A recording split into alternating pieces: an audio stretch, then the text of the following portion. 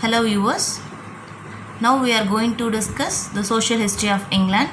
It's a very important topic for the student of English literature. Tracing the original inhabitants of any country is a Herculean task. It happened also in the case of England. According to some philologists, the first inhabitant of England were a set of aborigines called Picts. Next, Britons, the Celtic race, came to the country some centuries before the birth of Jesus Christ. Britain, the old name of England, was given by the Britons. Next, Romans came. As early as 55 BC, the Romans, under the leadership of Julius Caesar, invaded England.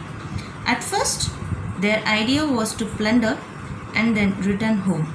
But on seeing the fertility of the soil and the nothingness of people, they decided to stay on. Their rule lasted for more than 300 years. In this time, Christianity was preached and many of the natives began to learn Latin. During this period, they made roads and improved the land to such an extent that Britain became one of the chief granaries of Europe. Next, Britain was invaded by the Germanic tribes. The Germanic tribes are Jutes, Saxons, Angles. Here I would like to mention one thing, that Angles gave England its present name. These invaders established 7 kingdoms known in history as the Heptarchy. As we all know, Hept means Hept 7, Archy means kingdom. The 7 kingdoms are Kent, Essex, Sussex, Wessex, Northumbria, East Anglia, and Mercia. These were the 7 kingdoms.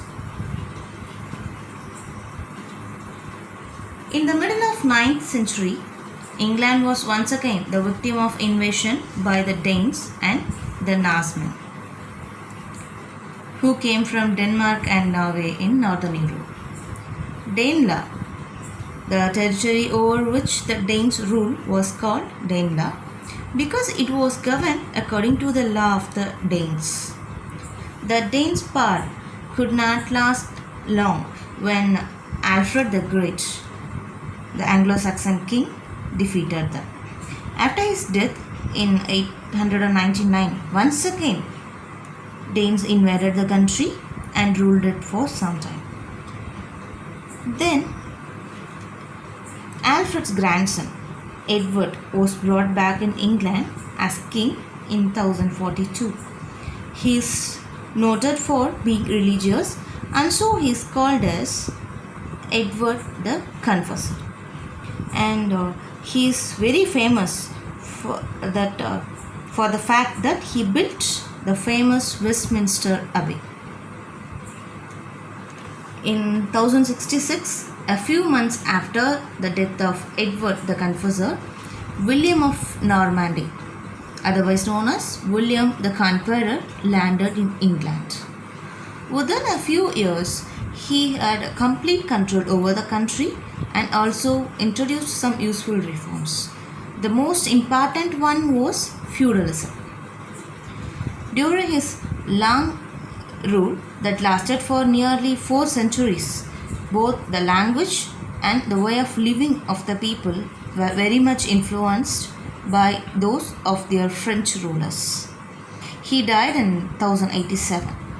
Next, his son William II, also known as William Rufus, came. He was a cruel man and died under tragic circumstances. After Rufus, his younger brother Henry I came. He ruled from 1100 to 1135. After Henry, the next king was Stephen of Anjou. These 2 kings, Henry I and the Stephen of Anjou were not that much famous, so we don't have enough hints on them. Let me move on to the next king, Henry II, the brother of King Stephen. His reign evidented a famous event of quarrel between the king and Thomas Becket, the Bishop of Canterbury. It was actually a struggle for power between the state and the church. Next, we have Richard I, the son of Henry II, popularly known as Richard the Lionheart. He had the distinction of taking part in the Third Crusade.